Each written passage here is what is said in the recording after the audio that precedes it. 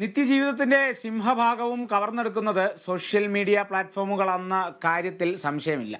Google കഴിഞ്ഞാൽ ലോകത്ത് ഏറ്റവും കൂടുതൽ ആളുകൾ ഉപയോഗിക്കുന്ന സോഷ്യൽ മീഡിയകളിൽ ഒന്നായ ഫേസ്ബുക്കിന്റെ 21ാം പിറന്നാളാണിന്ന്. ഫേസ്ബുക്ക് പിന്നിട്ട വഴികളിലേക്ക്. ലോകമെങ്ങും ഒരു കുടക്കീഴിൽ എന്ന ആശയത്തിന്റെ അനന്തരഫലമാണ് ഒരു ഹാർഡ്വാർഡ് റൂം പ്രോജക്റ്റിൽ നിന്ന് ലോകമെമ്പാടുമുള്ള 3 ബില്യണിലധികം പ്രതിമാസ സജീവ ഉപഭോക്താക്കളുള്ള ഫേസ്ബുക്കിന്റെ മാറ്റം. 2003 ഹാർഡ്വാർഡ് സർവകലാശാലയിൽ ഫേസ്മാഷ് എന്ന പേരിലാണ് സുക്കർബർഗും സുഹൃത്തുക്കളും ആദ്യമായി ഒരു സോഷ്യൽ മീഡിയ പ്ലാറ്റ്ഫോം ആരംഭിച്ചത്.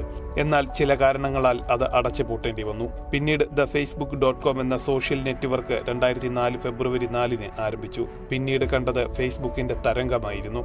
വിവിധ അഭിരുചികളും പ്രായവും ചിന്തകളുള്ളവർക്കും സ്വതന്ത്രമായി ചിന്തകളും വിവരങ്ങളും വിനോദവും എല്ലാം പങ്കുവയ്ക്കാൻ കഴിയുന്ന ഒരിടമായി ഫേസ്ബുക്ക് മാറി.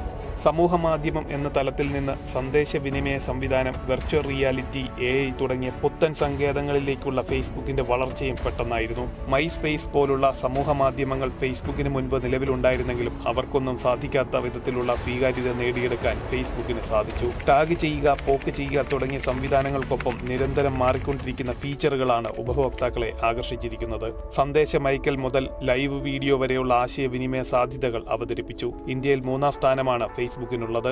ഉപഭോക്താക്കൾക്ക് സ്വന്തം ഭാഷയിൽ തന്നെ ആശയവിനിമയം നടത്താനുള്ള സംവിധാനങ്ങളുമായാണ് ഫേസ്ബുക്ക് ഇന്ത്യയിൽ എത്തിയിരിക്കുന്നത്.